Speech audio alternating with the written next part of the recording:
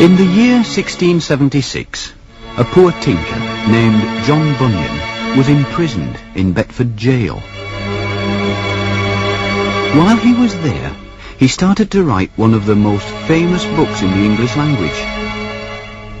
And everything is told as if it happened in a dream. I dreamed, he says, that I saw a man with a book in his hand and a great burden on his back. As he read the book, he began to weep. Then, in a lamentable voice, he cried out, "What shall I do to be saved?" For he lived in the city of destruction, which he learnt from his book was doomed to be burnt with fire from heaven, and everyone who lived there would perish in the flames. So Christian, for that was his name, went home to talk to his wife and children. "Oh, my dear wife," he said, "and you, the children of my loins, I've tried to keep this from you as long as I could. But it says in this book we shall all come to ruin unless we find a way of escape." They thought some kind of madness had got into the poor man. And as it was drawing towards night, they hoped that sleep might settle his brains, and with all haste they put him to bed. But the night was to him as troublesome as the day.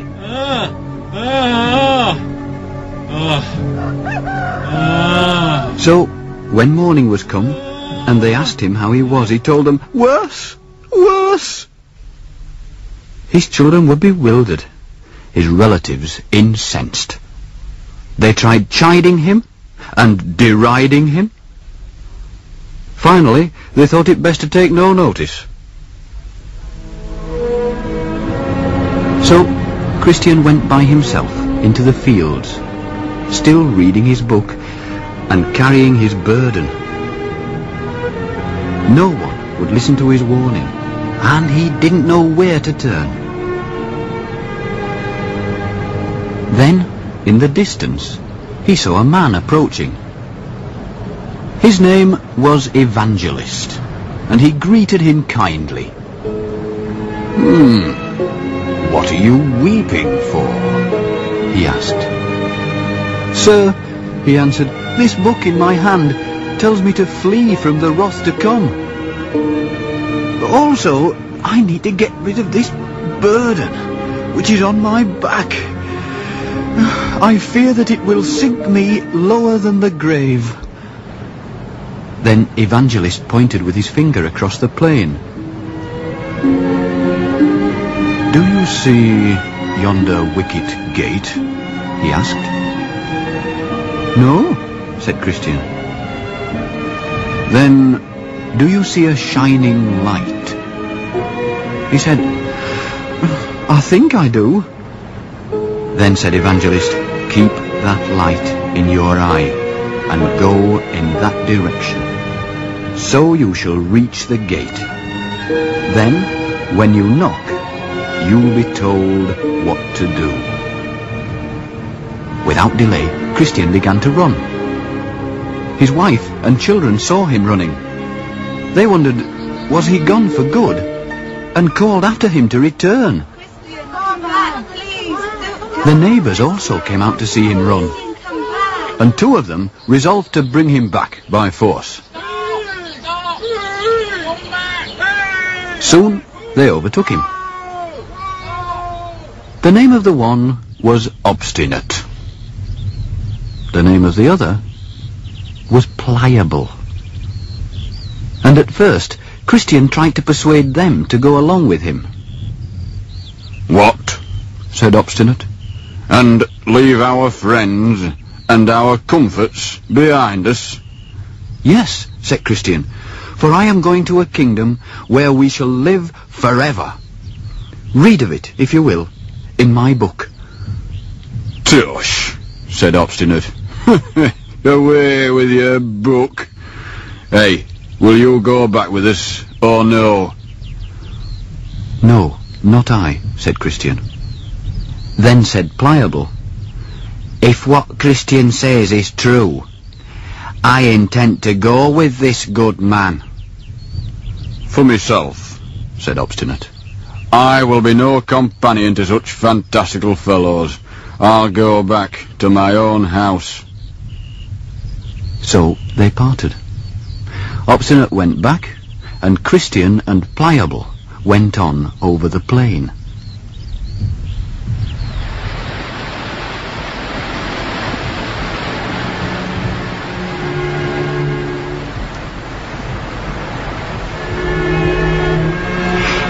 Tell me more, said Pliable, about the place to which we're going.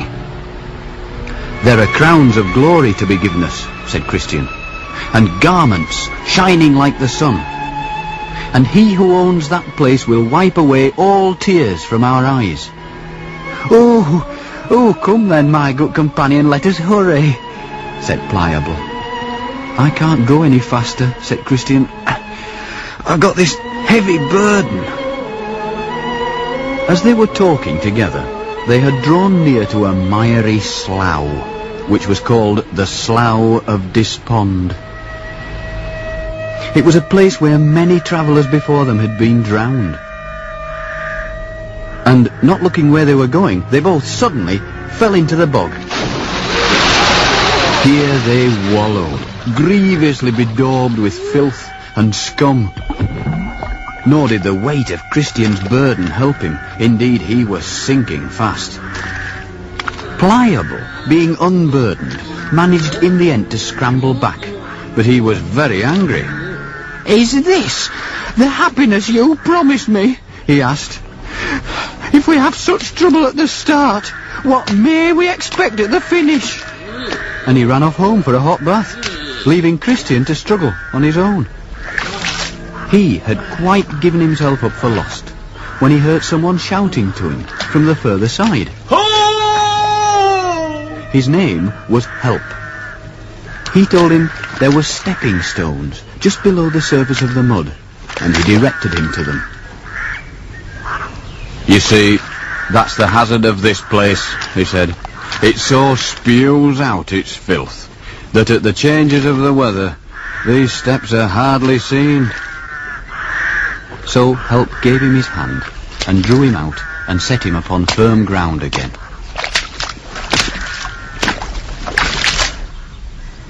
And Christian continued on his way towards the Wicket Gate. Although he didn't know it, more trouble awaited him. For a certain Mr. Worldly Wiseman was the next to meet him. A very inquisitive and self-important gentleman, who dwelt in the town of Carnal Policy, hard by where Christian lived. You don't mind my asking, he said, have you a wife and children?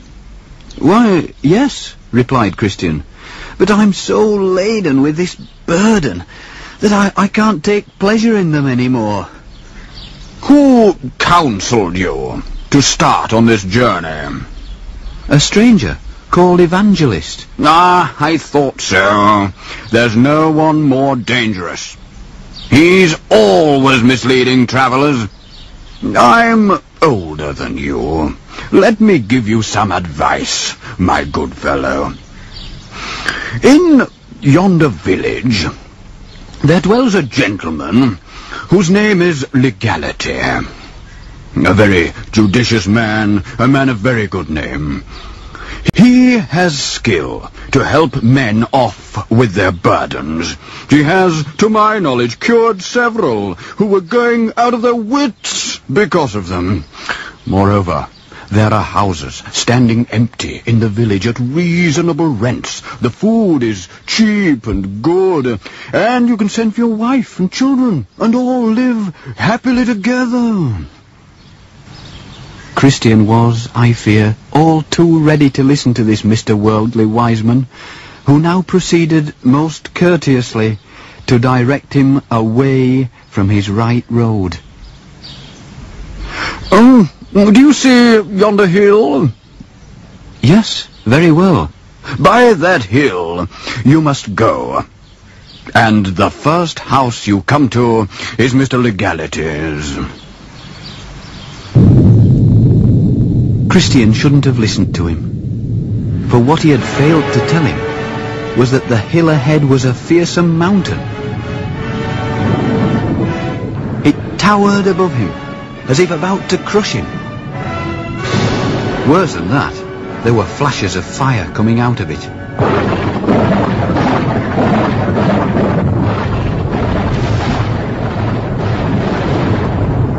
And Christian, because of his burden, might easily have fallen, and thus early on his journey have been burnt to death, wherefore he did sweat and quake for fear. At that moment, who should appear but Evangelist, with a severe and dreadful countenance. "Aren't you the man I found weeping outside the city of destruction?" "Yes, dear sir, I am the man," said Christian, blushing for shame. "And didn't I direct you to the little Wicket Gate?" "Yes, dear sir." "How then is it that you've so quickly turned aside?"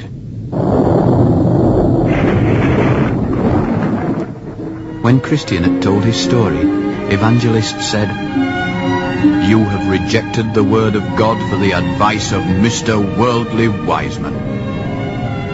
But Mr. Legality cannot free you of your burden. Mr. Legality is a cheat." As he spoke, there was a great clap of thunder, and Christian called himself 1,000 fools for listening to Mr. Worldly Wiseman.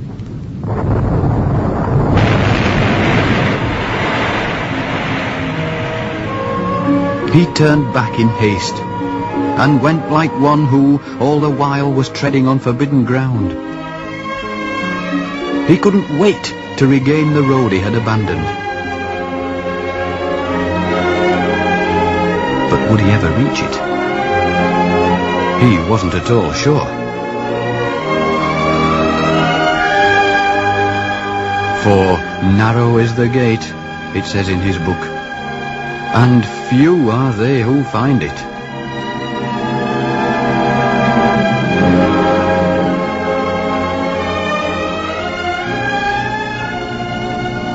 Next time, we shall tell of Christian's strange visit to the interpreter's house, and learn whether or not he discovers a way of ridding himself of his burden.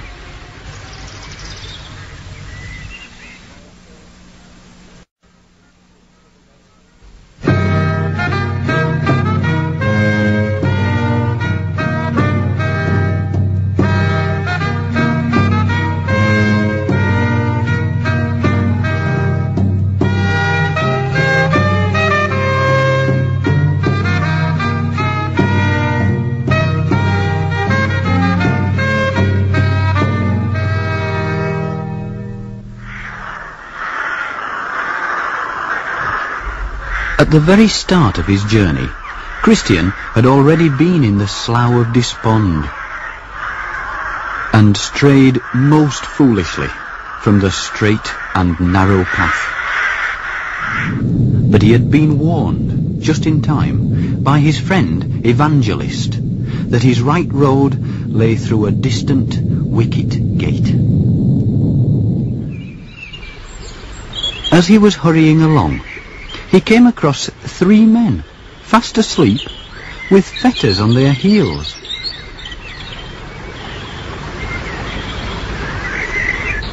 They were called Simple,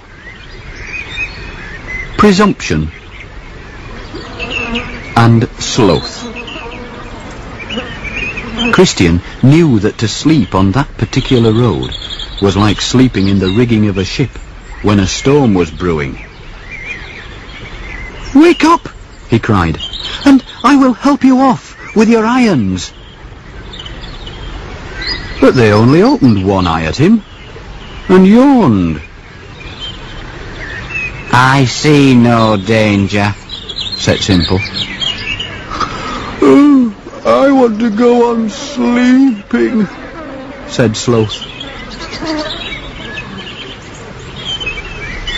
"Every tub must stand on its own bottom," said Presumption.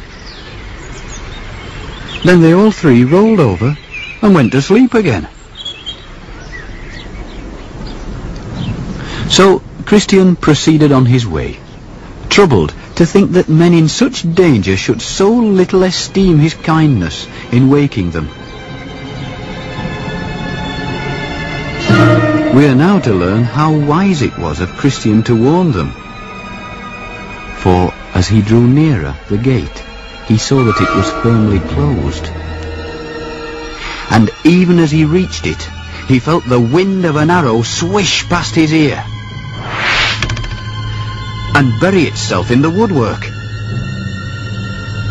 Looking round in terror, he now saw on the opposite hill a strong castle with a host of dark, menacing figures on the battlements.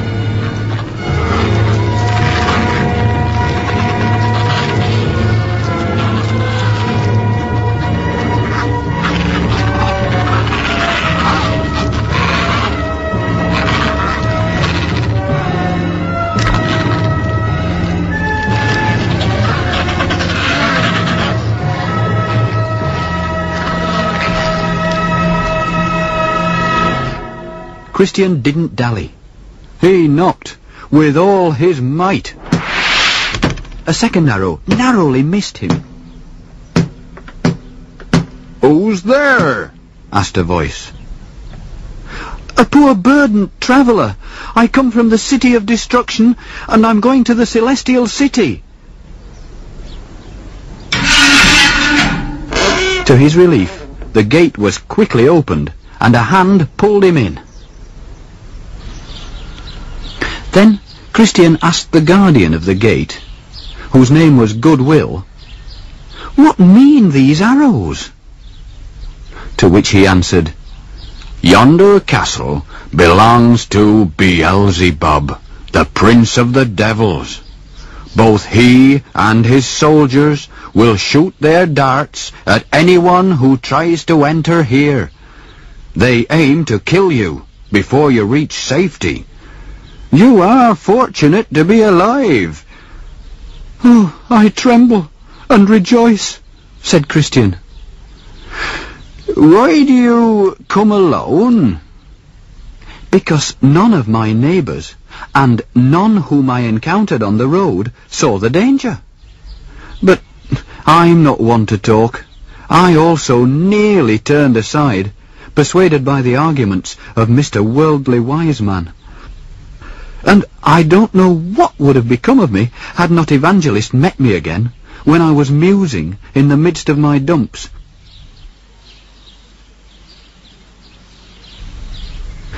And, truth to tell, I'm still much inconvenienced by this burden. I just can't seem, however hard I try, to get it off my back. Could you please help me off with it?" "No man can get it off for you," said Goodwill, "but keep to the straight and narrow path, and it will lead you to the place of deliverance." "Oh, how long will that take?"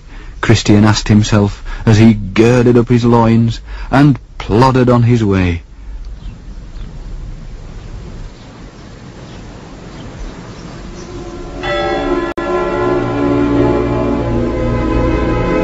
His next stop was to be the house of the interpreter, who, Goodwill had told him, could give him useful lessons for his journey.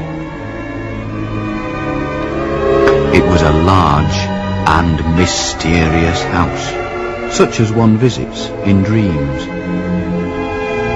Its master, in answer to his knock, asked him what he wanted. "Sir," said Christian, "I'm here to seek your help." "Come in," said the interpreter, and I will show you a thing or two. First, he led him into a parlour, which was full of dust, because it was never swept. So the interpreter called for a serving maid to sweep it. But the dust began to fly, and Christian began to choke. Never had he seen such dust, and he groped around blindly. Then he heard the interpreter telling the maid, "Bring hither water and sprinkle the room." And all at once the dust had cleared, and the maid was sweeping it up with pleasure. "This parlour," said the interpreter, "is the soul of a man clogged with the dust of sin. But see how easily, by God's grace, it can be cleansed." Next, he led Christian into another dark room, where there sat a man in an iron cage. He sat motionless, with his eyes looking downwards, and his hands folded together. "Who's this?" asked Christian. "Talk with him and see," said the interpreter. "I was once a flourishing professor," said the man, "both in my own eyes and also in the eyes of others. I was on my way, as I thought, to the celestial city, and I was confident of getting there, but I failed to keep watch. I followed the pleasures of the world, which proved to be an empty bubble. And now I'm shut up in this cage, a man of despair, who can't get out." No further explanations were given. No one said who put him there. But the interpreter whispered to Christian, "Bear well in mind what you have seen."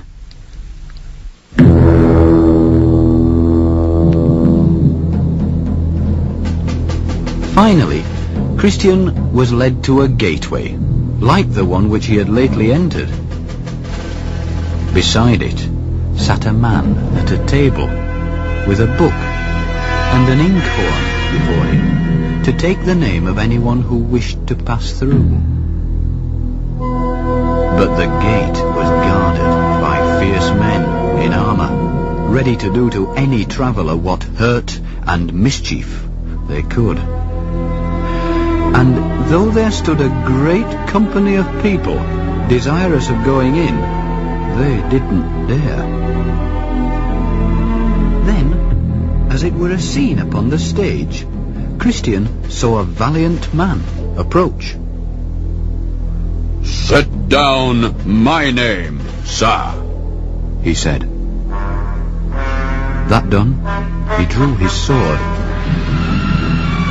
and rushing at the gate, he went to work, cutting and hacking with such deadly force that he cut his way to safety.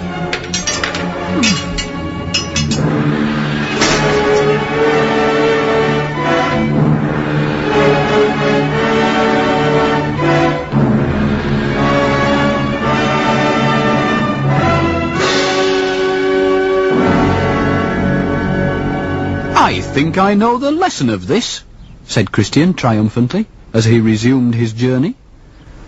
His safety would depend, it seemed, not on cleverness, but on simple courage. How his burden had got on his back in the first place, and why nobody else had burdens, as happens in dreams, we are not told. But never had he been so eager as he was now to be rid of it, and that, did he but know it, was half the battle. The road, from then on, was fenced on either side with a wall, and the wall was named Salvation.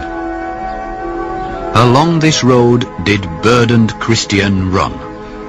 Or should we say he did his best to run, so far as he could, with that load upon his back. At the foot of the hill he passed an open tomb. Then, up again, upon a little knoll, he found himself beneath a wayside cross. And as its shadow fell across him, so suddenly the burden, slipping from off his shoulders, fell from off his back. It tumbled down the hill. It tumbled into the mouth of the tomb. It was never seen again. Christian kept feeling behind his back. He couldn't believe it. It was very surprising to him. And as he stood there in amazement, behold, 3 shining ones appeared. The first one said, "Your soul is now swept clean of sin." The second stripped him of his mud-stained rags and gave him bright new clothes. The third one handed him a parchment. "Guard it carefully," he said, "and surrender it only when you have reached the gate of the celestial city." Great dangers lay ahead of him, but for the moment he was light as air. So Christian gave 3 leaps for joy and went on singing. Next time we shall tell how Christian has to climb the hill difficulty, and what great troubles are caused by his forgetfulness.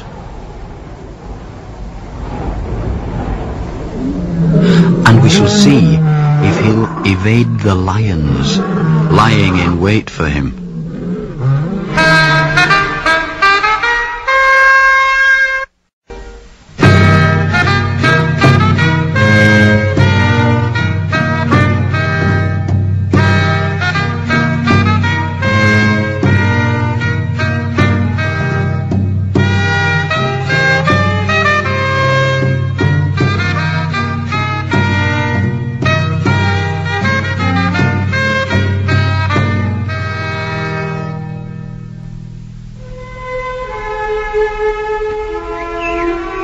At the foot of a wayside cross, the burden, which had been such an encumbrance to Christian, had finally fallen from his back.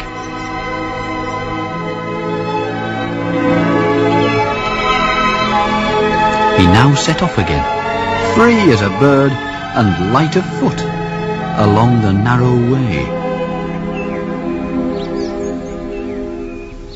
Suddenly, to the left of him, 2 strangers jumped over the wall and came at him apace. The name of the one was Formalist, and the name of the other, Hypocrisy. "Gentlemen," asked Christian, "where have you come from? And where are you going?" We were born in the land of vainglory, and are bound for the celestial city. "Then why did you jump over the wall instead of coming through the Wicket Gate?"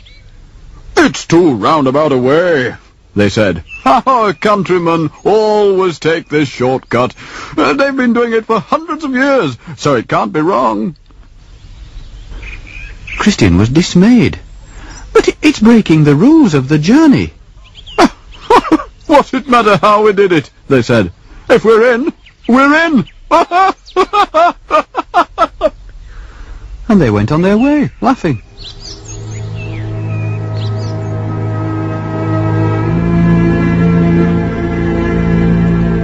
At last they came to a crossroads.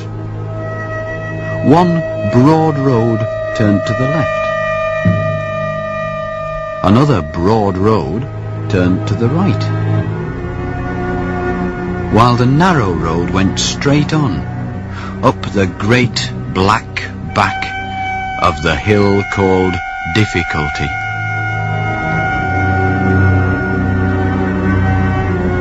Which one would they choose? Formalist chose to go to the left, which led him into a dark wood. Did he but know it, the road was called Danger,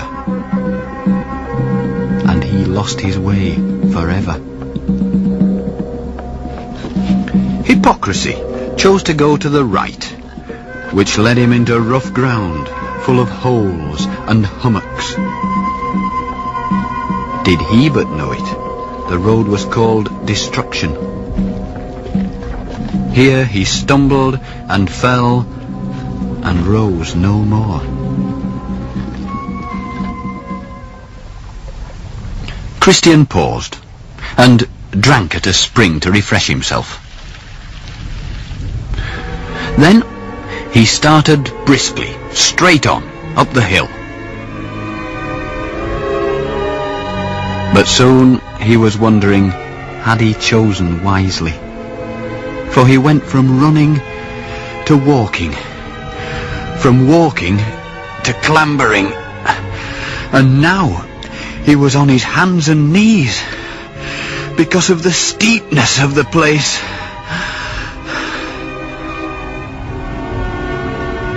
Then, just as he was about to give up, he espied a pleasant arbour, which had been made by the Lord of the Hill for the refreshment of weary travellers.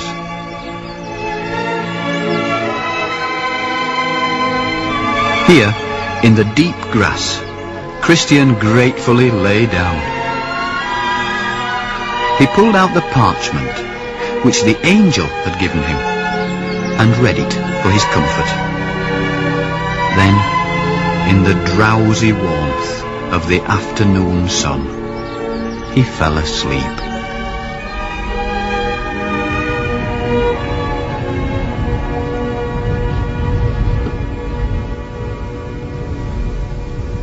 When he awoke, it was late evening, so he quickly rose up and hastened on his way.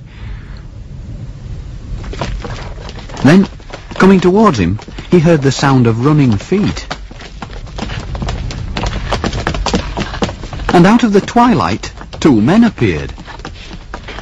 The name of the one was Timorous,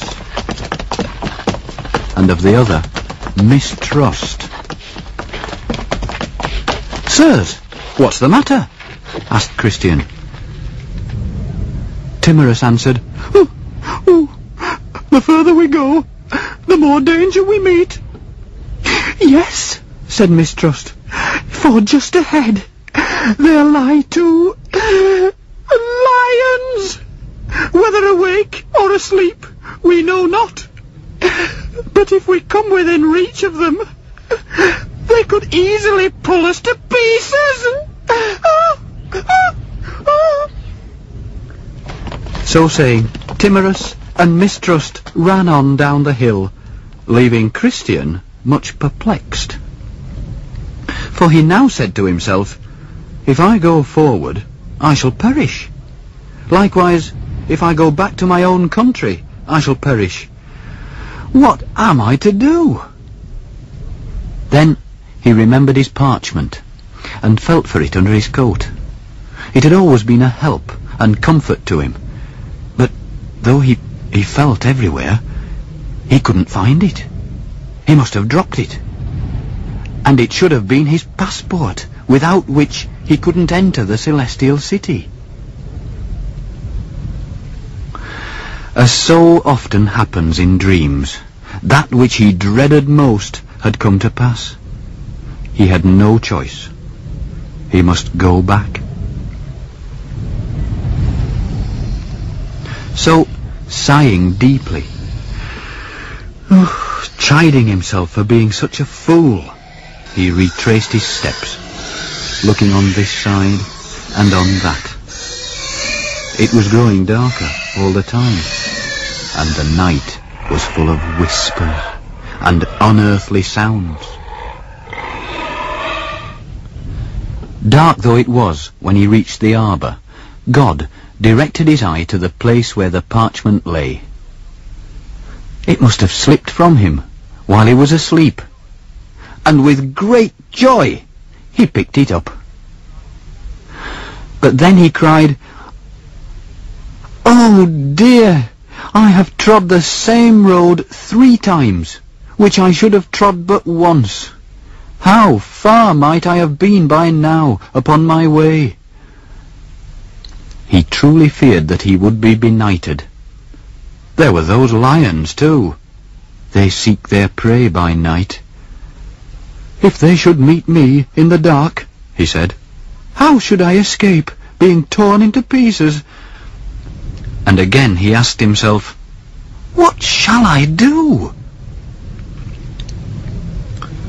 There was still light enough to read his parchment, and this is what he read.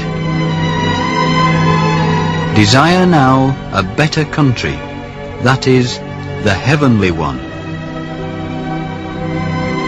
And with these words to strengthen him, Christian resumed his climb.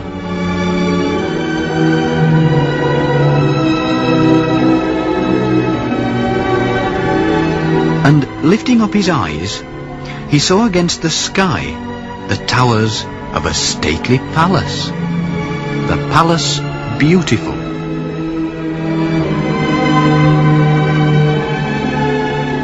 "Here, perhaps," he thought, "they'll give me a lodging for the night."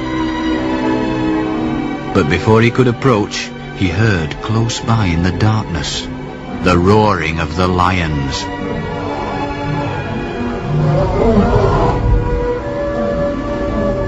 The only way forward was along a narrow passage, which was about a furlong from the porter's lodge. This, he knew, was the place from which Mistrust and Timorous had fled. And Christian was never so near to running back after them. But the porter at the lodge, whose name was Watchful, perceiving now that Christian made a halt, cried out, "Fear not the lions! They're on long chains."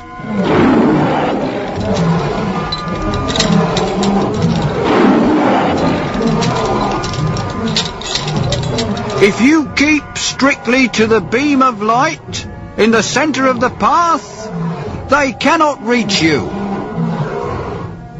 So Christian moved on. He took good heed to the directions of the porter. At the same time, he trembled for fear of the lions, for now they were on either side of him, straining at their chains. And how they roared and snapped at him, and how they tried to catch him by the foot. But Christian soldiered boldly on, and in another minute he was through and had reached the gate unharmed. Then, somewhat breathlessly, he asked the porter, "Sir, may I lodge here for the night?" "That depends on the nature of your business," he said, looking at him suspiciously. "For how does it happen that you come so late? The sun is set." When Christian had explained as best he could, the porter said, "Well, that's a sorry tale, to be sure. But I will summon one of the young ladies that lives here. If she likes your talk, she may let you in. Or, contrariwise, she may not." So, Watchful, the porter, rang the bell.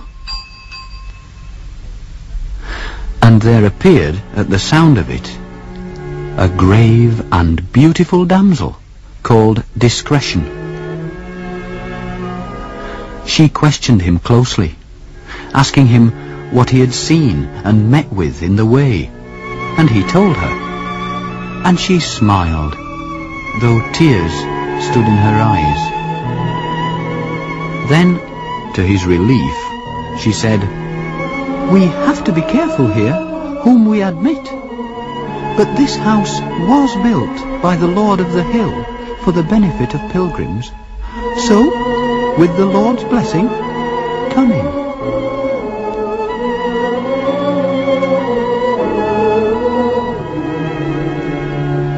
And Christian they laid in a large upper chamber, whose window opened towards the sun rising. And the name of the chamber was Peace.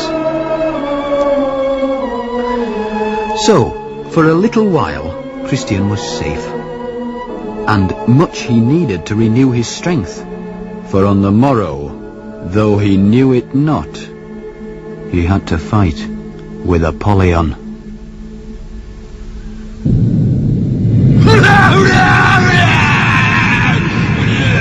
Next time, indeed, we shall tell of the fearful fight with Apollyon, when the foul fiend comes out, determined to stop Christian from continuing his journey. And we shall discover who is the winner of the contest.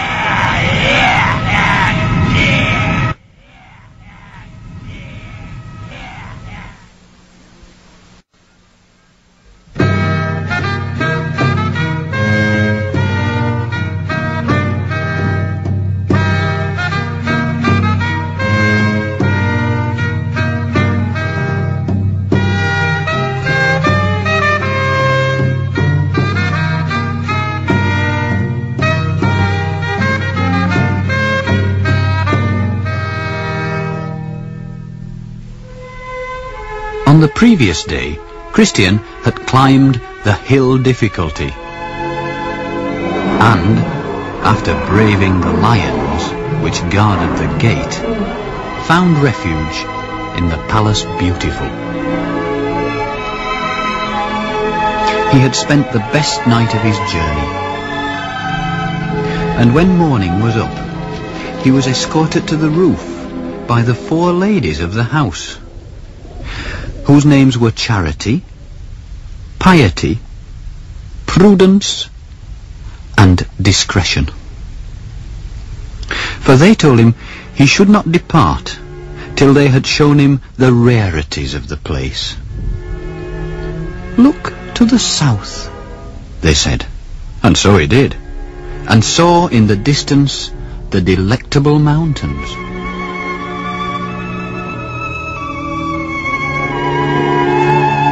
"From the crest of these mountains," they told him, "you can see your first glimpse of the celestial city."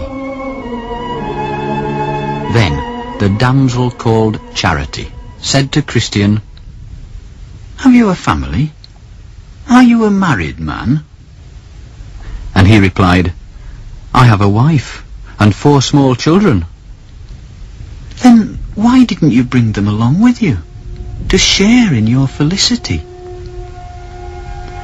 At this our traveller began to weep. "I would willingly have done so, but my wife was afraid of losing the comforts of this world, and my children were given to the foolish delights of youth. So what with one thing and another, to my great grief, they would not come."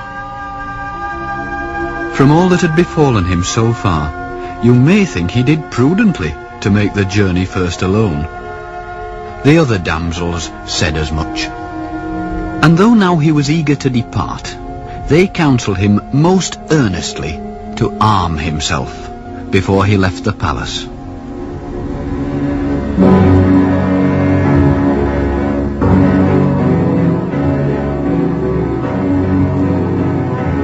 The armoury was full of curious weapons from the past. They showed him Moses' rod, and the jawbone of an ass, which Samson used against the Philistines, and the sling and stone which David used to slay Goliath.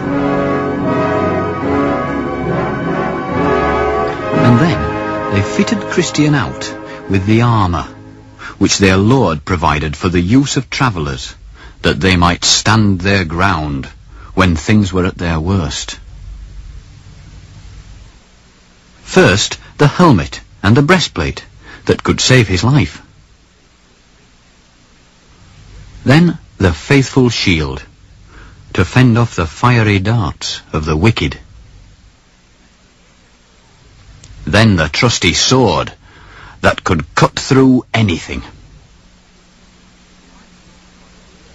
Finally, his feet were shod with shoes that would never wear out. For he was setting forth, they said, not against human foes, but against the wiles of the devil.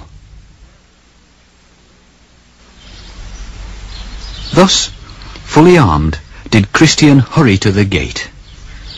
Before he left, he asked the porter, had he noticed other travellers upon the road?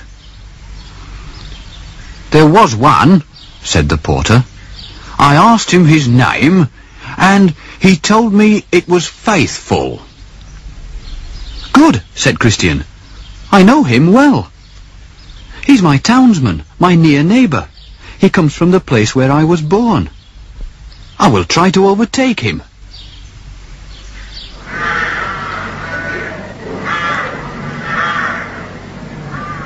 He was not to overtake his friend that day. Instead, he found himself in a solitary valley called the Valley of Humiliation. Here, after he had stopped to partake of the bread and wine and raisins which the damsels had given him, he was feeling well enough content. All of a sudden, a darkness fell across the sun, and looking up, he saw, stalking towards him, the towering shape of a foul fiend. A monster, full 3 meters high. As happens in a dream, he recognized the fiend at once, and he knew his name. It was Apollyon. Terrified, he cast in his mind whether to go back or to stay firm. Then, considering that he'd no armour on his back, and to turn his back to his foe would give him the advantage, he resolved to stay firm. The fiend had now drawn very close. He had wings like a dragon.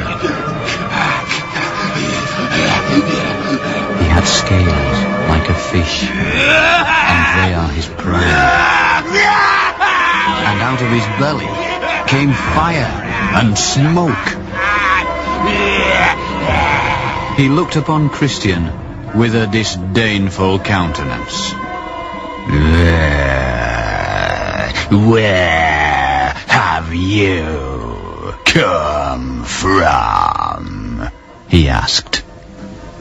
I've come from the city of destruction, which is the place of all evil. Then I perceive you are one of my subjects. For I am the prince of that city. Why then are you running away from your prince? I was indeed born in your dominions, but I have given my allegiance to another, who is the king of princes. And to tell you the truth, I like his service better than yours. I am the enemy of this king. I hate his person, his laws, and his people. Give him the slip and work for me, and your wages shall be doubled. But Christian knew that this was not the way to save his life. "The wages that you give are not such as a man can live on. They are the wages of death." Then Apollyon broke into a grievous rage and shouted, "What you say is true! Therefore, prepare yourself to die!" "Apollyon, beware what you're doing," Christian shouted back, "for I am on the king's highway, the way of holiness." But Apollyon straddled the way and barred his path. "I swear by my infernal den that you shall come no further.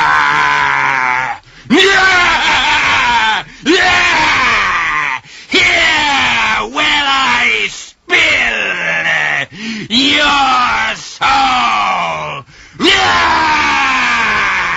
And without more ado, he threw a flaming dart at him. Christian luckily caught it on his shield. Thereafter, though, the fiend's darts came thick and fast. And though he did all he could to avoid them, and in spite of his new armour, Christian was wounded in the head, the hand, the foot, and forced to yield ground.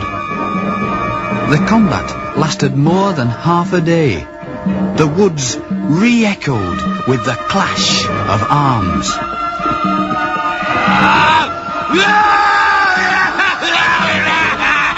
You couldn't imagine, unless you had been there, what yelling and roaring Apollyon made, and what sighs and groans burst from the pilgrim's heart.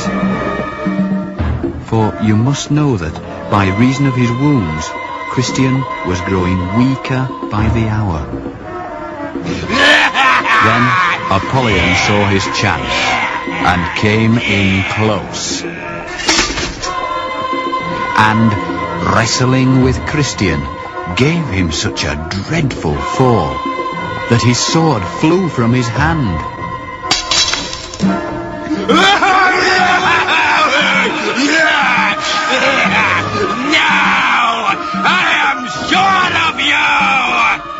And kneeling on him as he lay helplessly upon his back, he pressed him near to death, then raised his arm to make an end of this good man.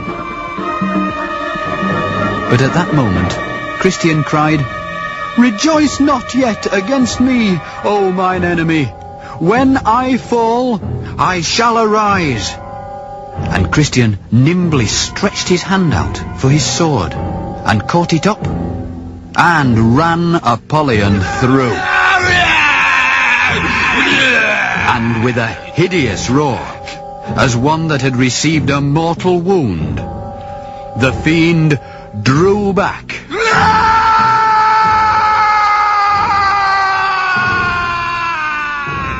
Then, for the first time, Christian smiled, for, looking up, he saw Apollyon spread his dragon's wings and fly away, dripping blood over the fields as he went. But Christian too was bleeding copiously, and if he were to bleed to death, his victory would have been in vain. So, in his mercy, God directed him towards a certain tree, the tree of life, the leaves of which he now applied to all his wounds. And rapidly they staunched the flow of blood. Then, thanking God for his deliverance, Christian went forward to the valley's end. He left his heavy armour there, but kept his sword still drawn in his hand. "For all I know," he said, Some other enemy lies even now in wait for me. Indeed, far worse things lay ahead of him, worse even than his combat with the fiend.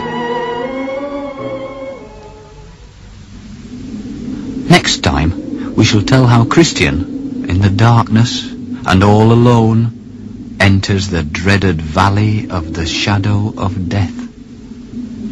And we shall find out why the valley has its evil name and reputation.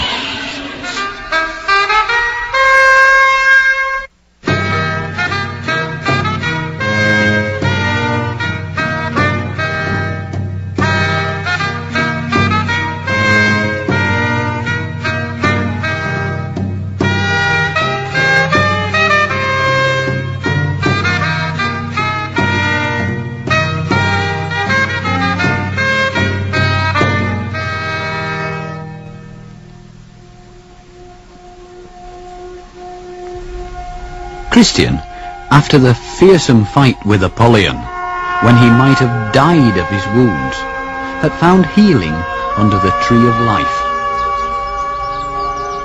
But it was only a brief respite. For as he continued on his journey, he now had to enter the darkest valley he had yet encountered, a very lonely place, where there was no water. No one ever lived there, and its silence was the silence of the grave. Here, Christian was to be more sternly tested than even in his fight with Apollyon. It all started when two men suddenly ran out from behind some trees, shouting, "Back! Go back!" "Why? What's the matter?" asked Christian. "Matter?" said they. "Why, the valley itself, it's as black as pitch down there, and the only sound is the howling of the damned, who, having entered there, have never been able to find their way out. In a word, it's every whit dreadful and utterly without order.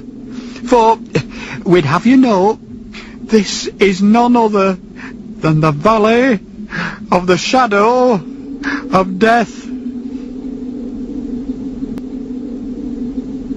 "But," said Christian, "there is no other way to the celestial city."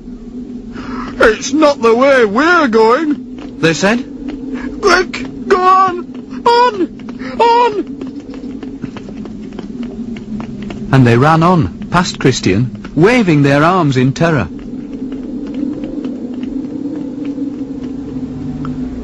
Christian, notwithstanding, went forward, sword in hand, feeling his way step by step, for the path was exceedingly narrow.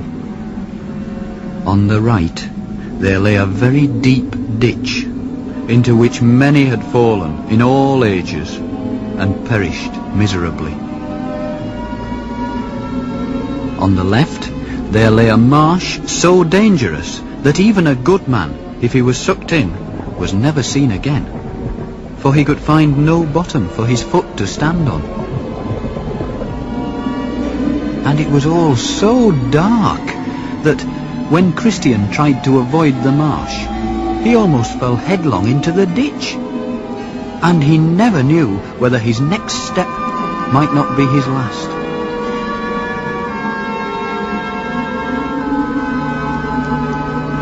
Then he saw ahead of him the light of a fire burning, and for a moment, as one does in dreams, he thought the worst was over.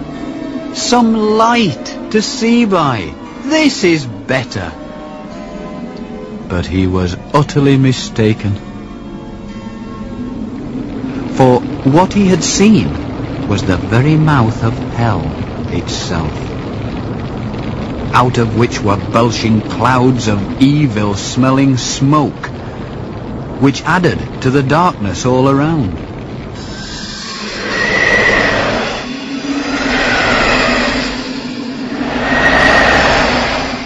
And the air was full of doleful voices, and the rush of wings. Apparitions against which his trusty sword, with which he had put to flight Apollyon, was of no avail, for they cared not for his sword.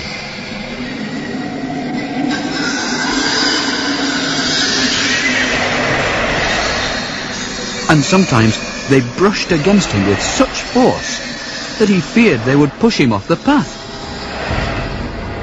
And he would drop into the depth of hell and be lost forever.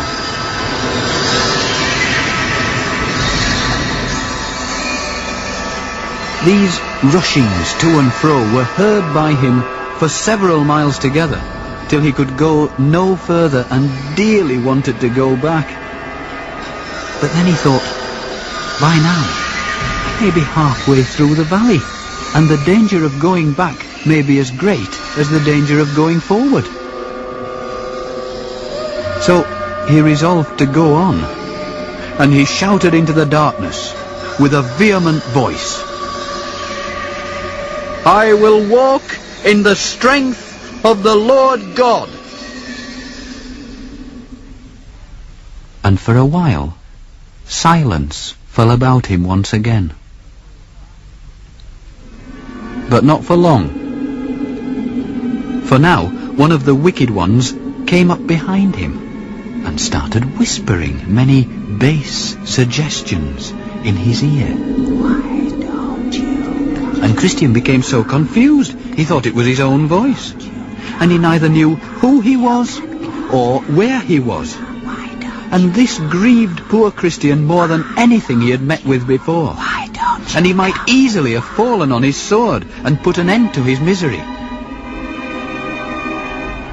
At that moment, he thought he heard the voice of a man going before him, saying, "Though I walk through the valley of the shadow of death, I will fear no evil, for thou art with me." Immediately, Christian took courage, and for 3 reasons. 1, he gathered from this that there were others who feared God in the valley beside himself. 2, he perceived that God was with them, and if with them, why not with him? 3, he hoped to overtake them and have their company. Moreover, day was dawning, and he could look back. And by the light of day, he saw those hobgoblins and dragons of the pit which had brushed against him in the dark, but all afar off, for after daybreak they dare not come near. The sunrise brought another benefit for Christian, for though the first part of the valley was dangerous enough, the second part was, if possible, even more so. From the hillock where he stood, he could see the path ahead, that it was cunningly set with pitfalls, traps, and secret nets, so that, had it been dark, he couldn't have escaped death, even if it had 1,000 lives.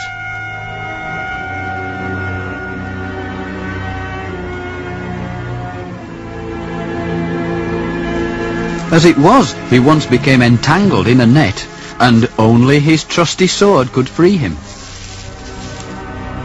And twice a man-trap, snapping shut beneath him, almost caught his leg. And time again, he nearly fell to his destruction as the ground crumbled under him. Then, just when he believed he was out of the valley, he came across a grisly sight indeed. A pile of skulls and mangled bones lying outside a cave.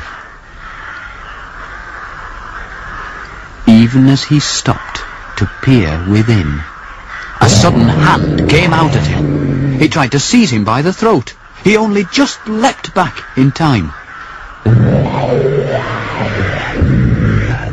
It seems that once 2 giants had lived there, both with a taste for Pilgrim's blood, but one had now been dead for many years. The other, whose name was Pagan, though he was still alive, was, by reason of his age, grown too stiff in his joints to venture far. He could only bite his nails in frustration at the pilgrims passing by. So Christian came to no more harm, and hurried on his way. Then, on the path ahead of him, he saw a man running as if for his life. He recognized him as Faithful, his friend and neighbour, the same whom the porter at the palace had informed him of. "Ho there!" he shouted. "Wait till I catch you up!" But Faithful only ran the faster, crying, "There's an avenger at my heels! I'm running for my life!" He was still half crazy with fear after passing through the valley. In the end, Christian was able to reassure him, and soon they were walking most lovingly together, each telling the other his adventures on the way. So they made the hours pass easily, which might otherwise have been tedious. Faithful, it seemed, had escaped the slough, but met a wench, whose name was Wanton, who was nearly his undoing. Apollyon, though, he didn't have to fight. "How long, dear friend, did you stay in the City of Destruction?" Christian asked him, "before you set off after me?" "Till I could bear it no longer," Faithful said, "for the townsfolk were all mocking you for seeking to escape." Then, of a sudden, Faithful spied a man on the road ahead. "Who's that?" he cried, once more consumed with fear.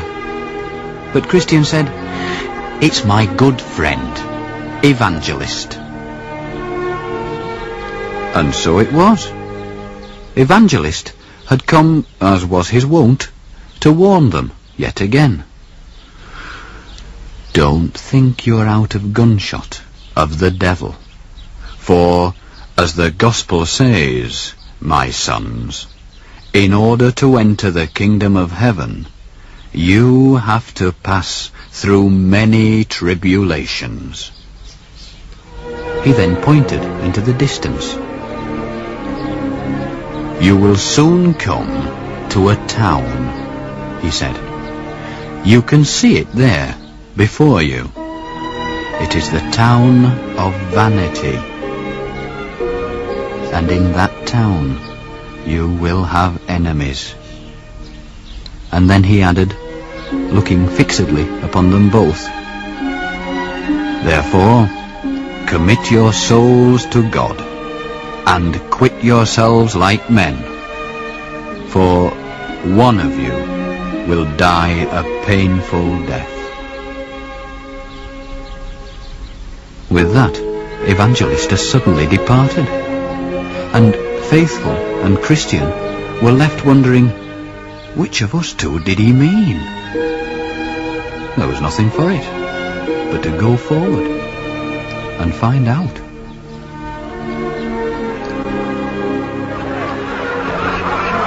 Next time, indeed, we shall tell of the vile treatment received by our two friends in Vanity Fair.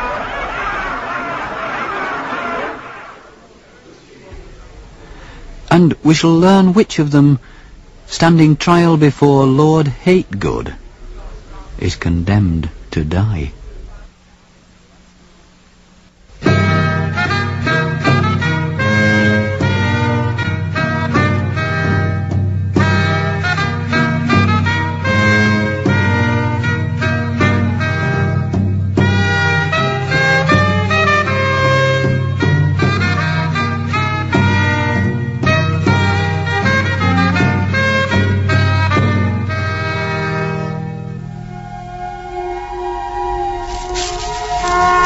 On the previous day, after coming out of the Valley of the Shadow of Death, Christian had overtaken his old friend, Faithful. But their joy at meeting was not to last for long. They now descended into the town of Vanity. They could hear the sounds of a fair, which is held all the year round. It's called Vanity Fair. Most fairs are merry places, but not this one, not for our travellers, for here, Evangelist had warned them, one of them would meet his death.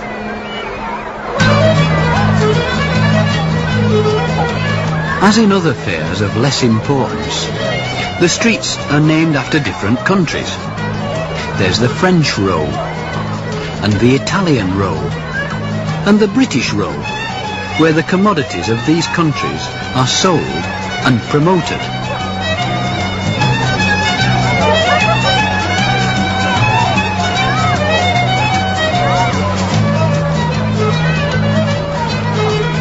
Indeed, there are stalls where every foolish trifle in the world is up for sale.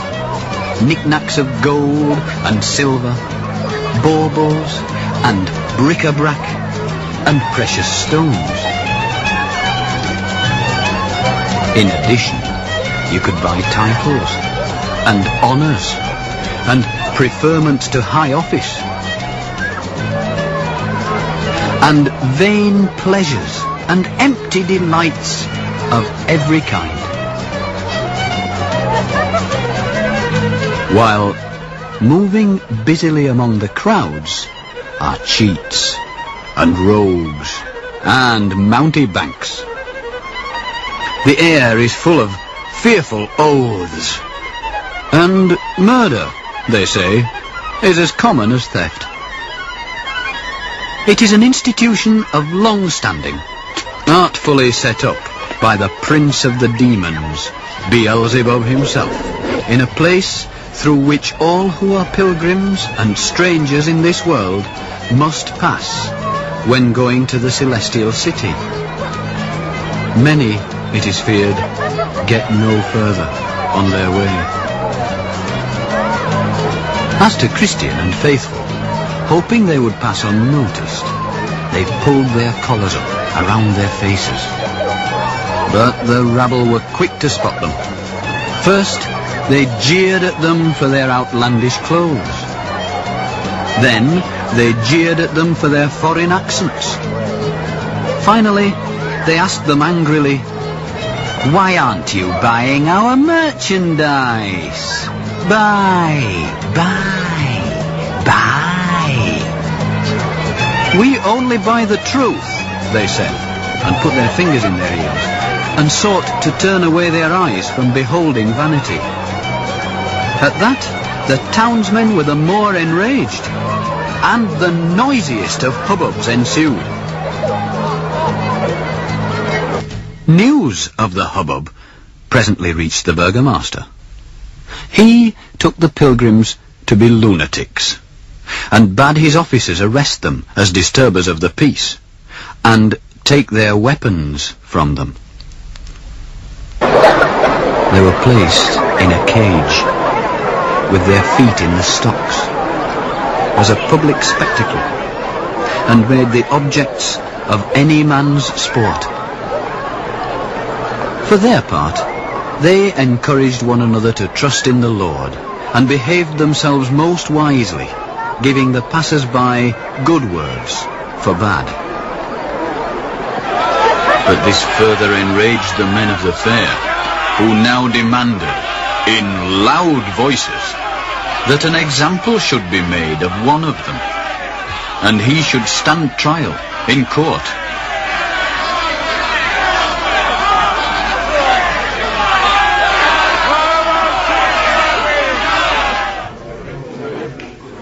So a day was appointed, and the chosen prisoner was brought before the judge. The judge was Lord Hategood. The prisoner was faithful, and witnesses were called. Order in court. The first, whose name was Envy, took the oath. Then, pointing his finger at Faithful, he said, My lord, I have known this man, Faithful, for a long time. Which was a lie for a start. And notwithstanding his plausible name, he is one of the vilest persons in the country. Superstition was the second witness. For myself, he said, I have no great acquaintance with the prisoner, nor do I desire to know him further. For in my talk with him, he did condemn our laudable religion as a thing of naught.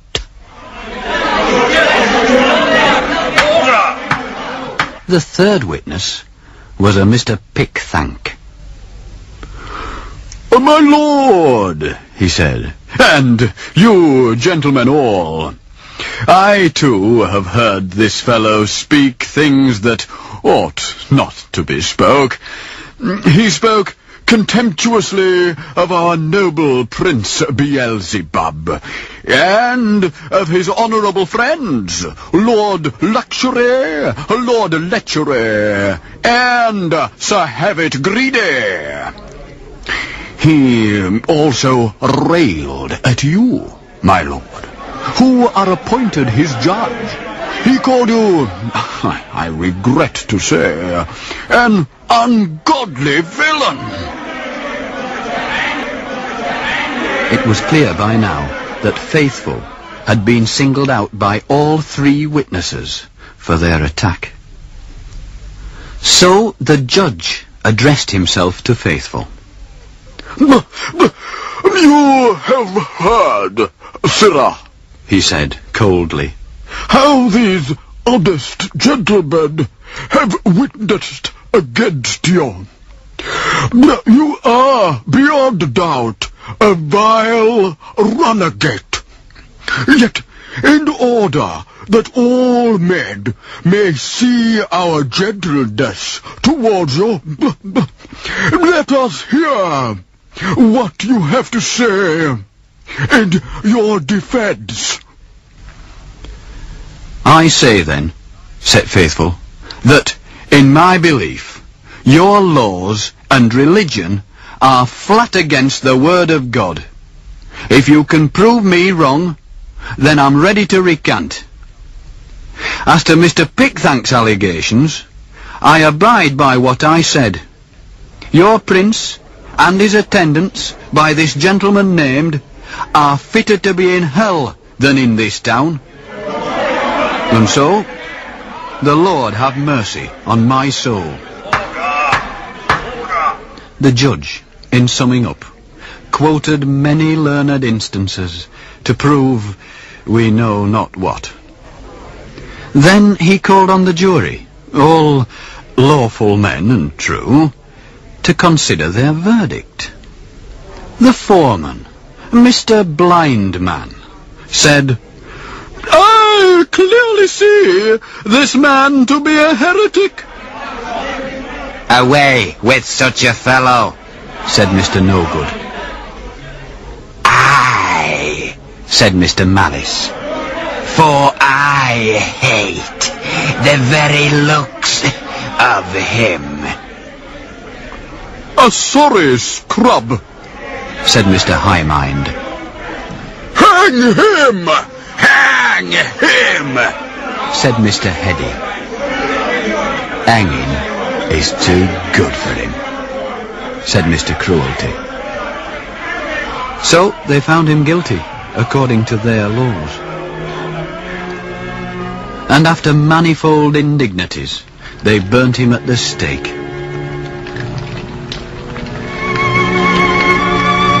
Thus Faithful met his end. But, says John Bunyan, the writer of this account, I saw in my dream that behind the crowds there stood a chariot and horses waiting for Faithful, who, as soon as his enemies had done with him, was taken up into it and wafted through the clouds to the sound of trumpets. So, in truth, he fared better than his friend, Christian.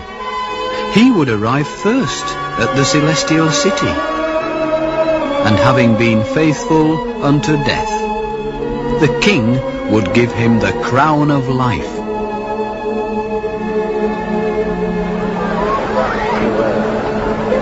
Where, all this time, had Christian been? Well, one of the men of the fair, whose name was Hopeful, was much moved by the calm deportment of the pilgrims. And while the people crowded round to see the execution, he succeeded, as sometimes happens in a dream, in spiriting Christian away to safety. And now, Christian and Hopeful travelled on together. Their way took them near the city of fair speech, and 4 of its untrustworthy citizens came out to salute them, bowing very low. "We, too, are going to the celestial city," they said. We shall be glad of your company." Hopeful was for joining them, but Christian had heard of their city, that it was a place where money ruled and where religion went in silver slippers. He also recognized one of them as Mr. By-Ends, who had many rich relations. His wife was Lady Faining's daughter, and he was friend to Mr. Facing Both Ways and to Mr. Moneylove. So Christian whispered in Hopeful's ear, "I like them not as our companions." And making their excuses, they hastened on ahead. A little off the road was a hill called Luca, and from it a gentleman called Demas shouted out to them, "Ho! Turn aside! There's a silver mine here! With very little trouble, you'll be rich!" "Why, let's go and see," said Hopeful, hopefully. "Not I," said Christian. "I've heard of this place too, that it is dangerous." "Not dangerous at all," said Demas, though he blushed with shame as he spoke. So Christian hurried Hopeful past. By now the citizens of fair speech were coming into view. They had no hesitation when Demas beckoned them. They were only too pleased to dig for silver. "Oh, lead us to the mine," they said. But as they looked greedily over the brink, we're told they lost their footing and fell in, and were smothered by the damps that commonly arise. For certain, they were never seen again. As to Christian, though he'd been prudent then, his prudence didn't last, and he was soon to make a terrible mistake. Next time we shall tell how Christian and Hopeful take a wrong turning and become prisoners in Doubting Castle. And we shall learn whether there is any escape from the hands of Giant Despair.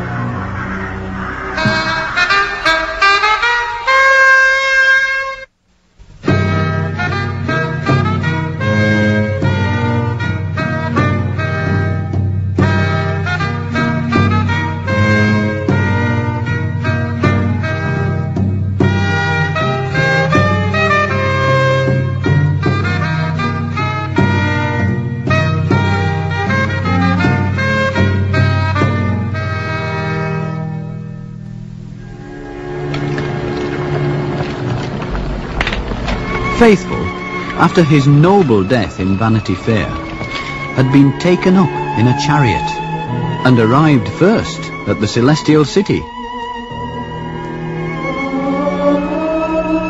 But Christian was not left to travel on alone.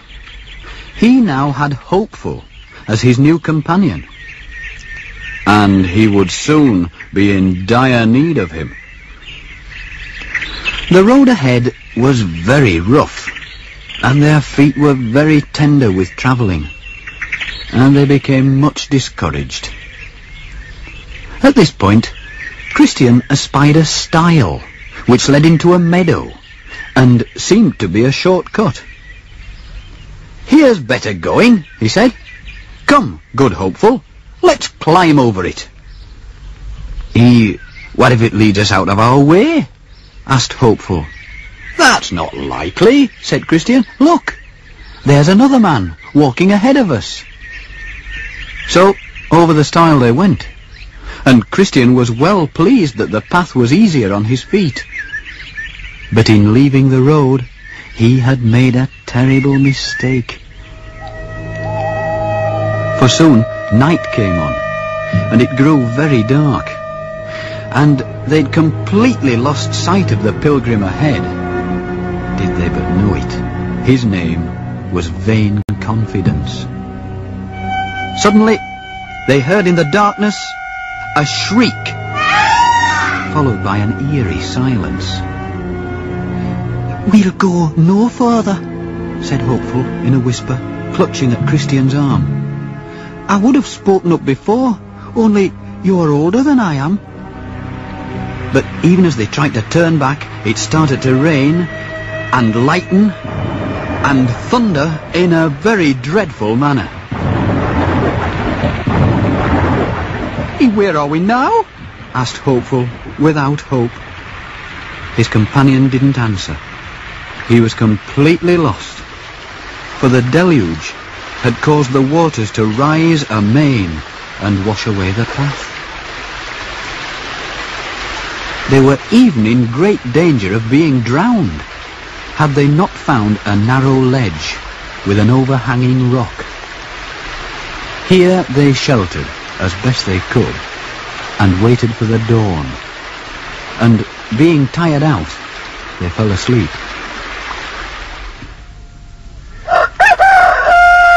It was broad daylight when they were awakened by a grim and surly voice. "What are you doing?" it said. "In my private grounds." Looking up, they saw before them the gloomy figure of Giant Despair, owner of Doubting Castle, out for his morning walk. "We're just poor pilgrims who've lost our way," they said. "You're trespassing," said the giant, "trampling down my fields. I'll have to teach you a lesson." They had little to say. They knew they were in the wrong, and since he was stronger than they were forced to accompany him. In the light of day, they could now see before them the battlements of Doubting Castle. Here they were cast into a dungeon, dark and stinking. And here they lay, from Wednesday morning till Saturday night, without one bite of bread or one drop of water. No one came to visit them. They were cut off from their friends. No one knew where they were. And Christian realized it was all his fault for taking the shortcut, and this caused him double sorrow. Now, Giant Despair had a wife. Her name was Diffidence. He never did anything without consulting her, and she was even more malevolent than he was. So, when he was gone to bed, he told her about his prisoners, and asked, "What shall I do with them?" "You're too soft-hearted," she said. "What you must do when you get up in the morning is to beat them without mercy." So, in the morning, he cut himself a grievous cudgel from a crabapple tree in his garden. Then, railing upon his prisoners as if they were dogs, though they had never uttered a word against him, he beat them most fearfully, and left them helpless on the floor, to spend another day in sighs and lamentations. Next night, the giant was again talking to his wife in bed. "What? Are they still alive?" she said. "They've nothing left to live for. So, when you get up in the morning, you must tell them to make an end of themselves." Up he got, and went to them in a surly manner, as before. "Your only way out of this place," he said, "is by death. So why are you waiting? Make an end of yourselves." He had thoughtfully provided them with a halter, a knife, and a bottle of poison, so they could have a choice. When they respectfully declined, he looked upon them in a very ugly manner. He would doubtless have killed them himself, but that he fell into one of his fits. For the giant had a secret weakness. On dark and cloudy days, he was as strong as an ox, but in sunshiny weather, he fell into fits. They caused him to lose the use of his hand, and so for a time he had to withdraw. Then Christian and Hopeful discussed among themselves what they should do. "Perhaps the giant is right," said Christian. "Perhaps death would be better than the miserable life we lead." "Not everything," said Hopeful, "is in the hands of Giant Despair. Who knows? But he may have another of his fits, and forget to lock us in. Why, let us not be our own murderers." In this way, Hopeful moderated the mind of his brother. And so they continued together another day in the dark. Then, night being come, and the giant and his wife being in bed, she asked him again about the prisoners. To which he replied, "They are sturdy rogues. They choose to bear all hardships, rather than make away with themselves." "Then here's what you must do," she said. "Tomorrow morning, take them to the castle yard and show them the bones and skulls of those whom you already have dispatched." Up got the giant once again, and took his prisoners into the castle yard, as his wife had bidden him.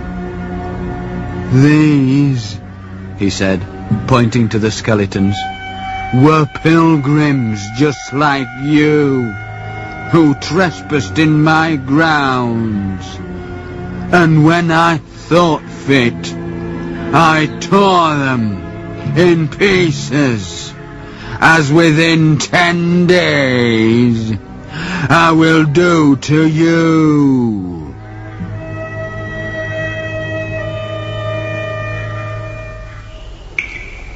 Back in their dungeon, Christian nearly swooned away, for now, through lack of food, and by reason of his stripes, he could hardly breathe. But Hopeful again encouraged him. "My brother," he said, "Apollyon couldn't crush you, nor the Valley of the Shadow of Death. And remember how you played the man in Vanity Fair. And don't forget, the old giant has wounded me as well as you. So let's bear up with patience and keep on praying. Then, as often happens in dreams, when things are desperate, Christian suddenly remembered. "I have in my pocket," he said, "an old key called Promise. It might just fit the lock." "Why, try it," said Hopeful. It was the middle of the night when Diffidence sat up in bed and roused her husband. "Perhaps," she said, "they have picklocks with them. That's why they live in hope." "Sayest thou so, my dear?" said the giant Despair. "I'll search them in the morning. That's time enough." Even now, Christian was trying the dungeon door with his key. The lock went damnable hard. Weak as he was, he had to work at it. But at last the key began to turn. There was a creaking and a groaning, and the door swung open, and in came the light of dawn.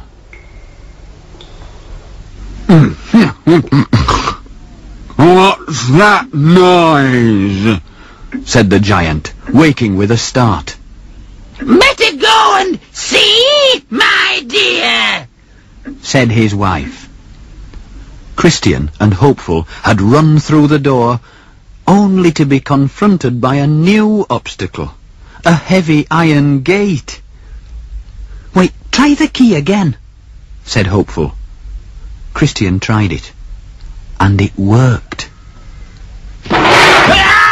Then the giant was upon them.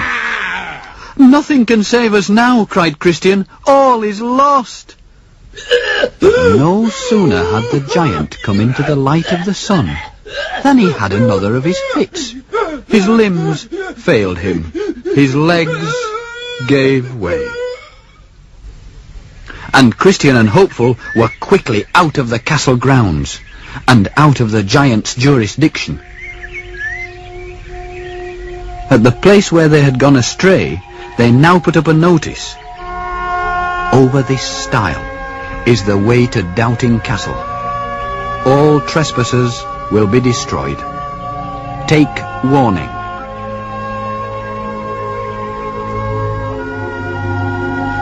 That done, they continued in safety on the King's Highway. But not, I fear, for very long.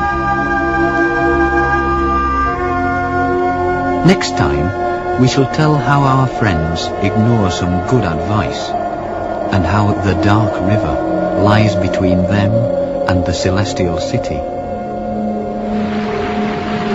And we shall learn what fear possesses Christian, because he cannot swim.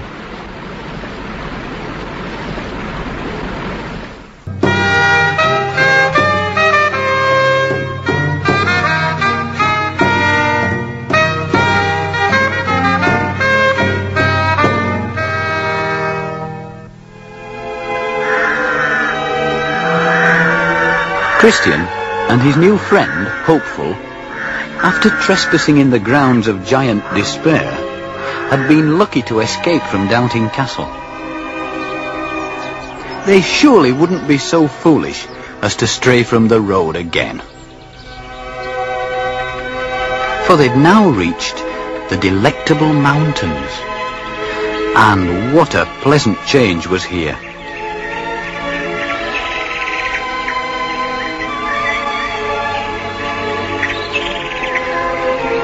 After the squalor of the giant's prison, they were able to wash themselves in clear streams and to eat freely the fruit of the orchards.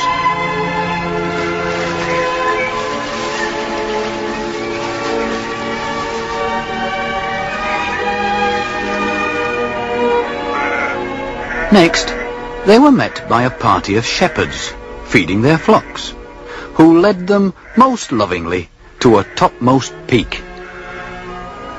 "From here," they said, "is your first glimpse of the celestial city, if you have the skill to look through our perspective glass."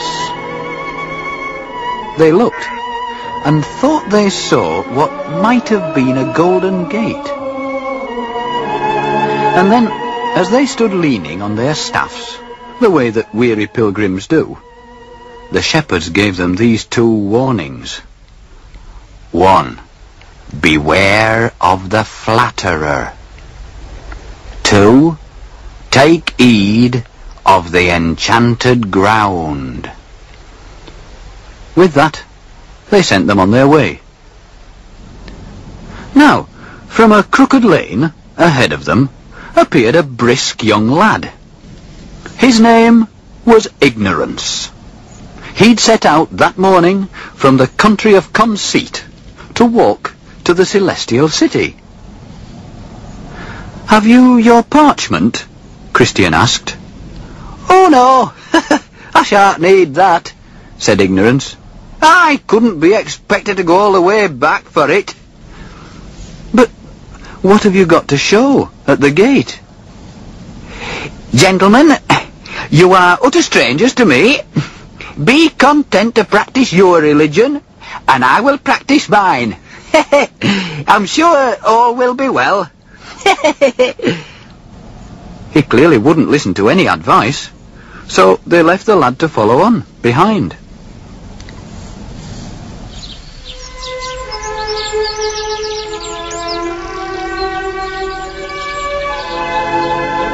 Arriving at a place where 2 ways met, they were wondering which way to go, when behold a man, dressed in white, came up to them. They supposed he was one of the Shining Ones. Hearing they were bound for Heaven's Gate, he said to them most civilly, "I'm going there myself, so follow me." But the road kept bending round and round, till presently they found themselves with the city quite behind them. "This can't be right," they said, and tried to stop. But all too late, for they had got entangled in a net they hadn't seen, drawn across their path. And the more they tried to free themselves, the more enmeshed did they become. As to the man in white, he'd thrown off his robe and was revealed for what he was, a being of malign intent, who mockingly abandoned them.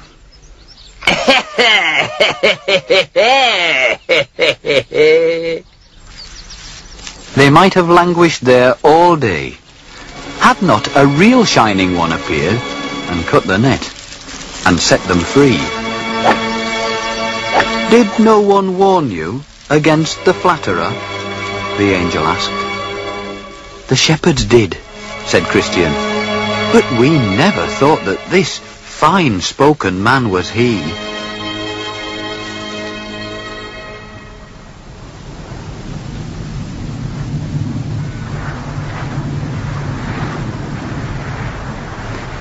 They were back on their right road again, with Ignorance still following behind, when yet another traveller was seen, coming to meet them. His name was Atheist, and when he heard where they were going, he broke into loud laughter.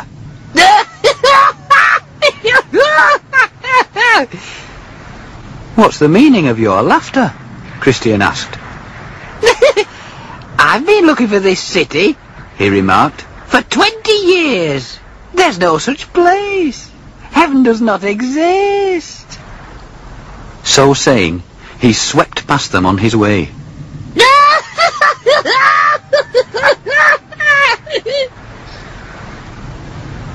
But they knew better, having lately seen the city through the shepherd's telescope. And then, as they were passing through a vale, A gradual weariness assailed their limbs.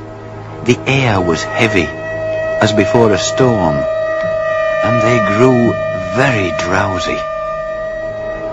"I can hardly keep my eyes open," said Hopeful to his fellow. "Let's stop and take a nap, for sleep is sweet to the labouring man, and we may wake refreshed." "Equally," said Christian, "we may never wake again, for this, methinks, is the Enchanted Ground, of which the shepherds warned us."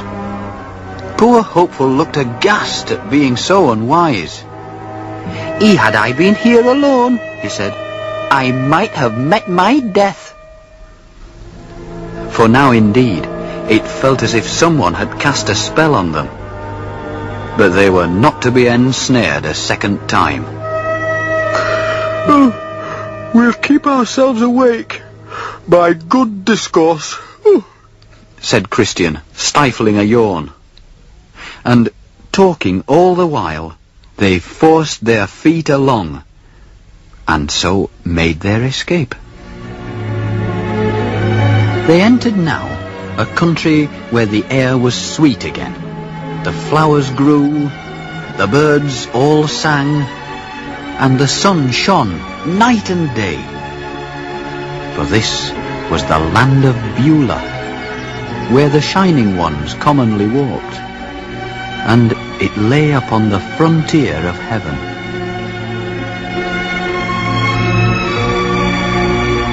There was a perfect view of the celestial city, a city founded higher than the clouds, its walls and towers shining in the sun, so dazzling that the pilgrims had to look at it through clouded glass, until their eyes grew more accustomed to the light.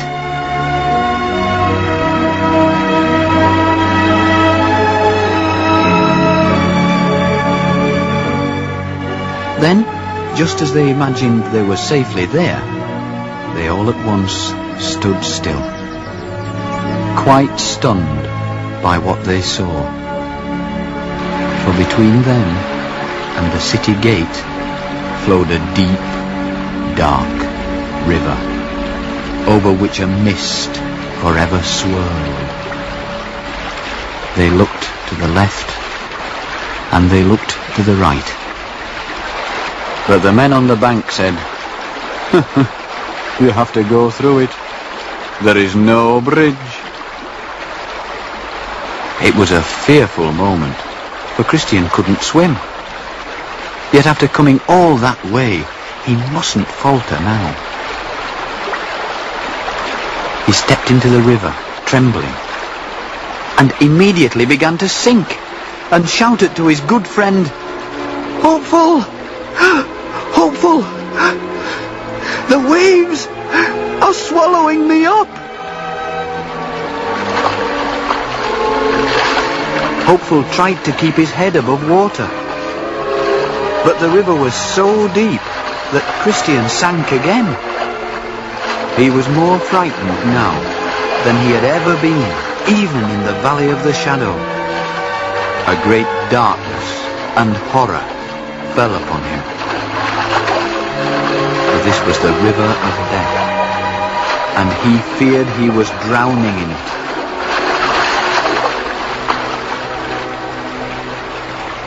But the troubles a man goes through in these waters are no sign that God has forsaken him. And all at once, the sun was visible through the mist. The pilgrims felt new strength within themselves. The water became less deep. The ground was firmer underfoot. And so they reached the shore.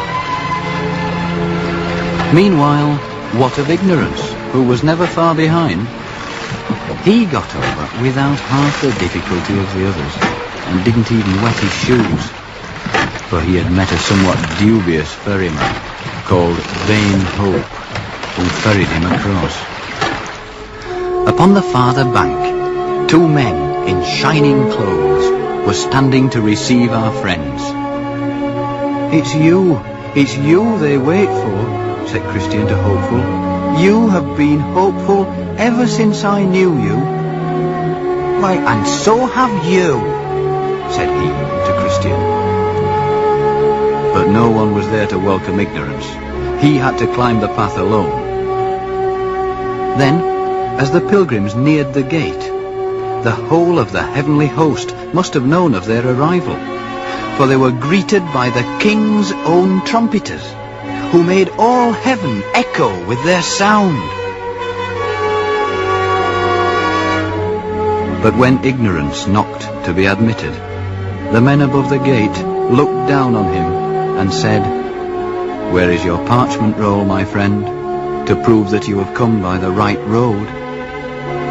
He fumbled in his coat, but having nothing, as we know, stood silent underneath their gaze, and sorrowfully turned back.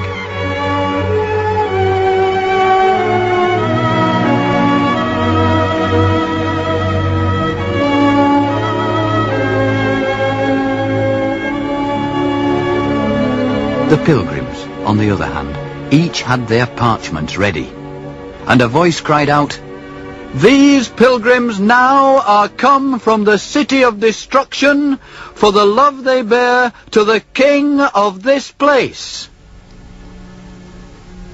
So the gates of heaven opened to them, and they entered in. And, writes Bunyan in his book, I was able to look in after them. I saw the streets were paved with gold, and in them walked, with crowns upon their heads, the company of just men, made perfect. And the bells of the city rang for joy, for Christian and his fellow had come to their true home.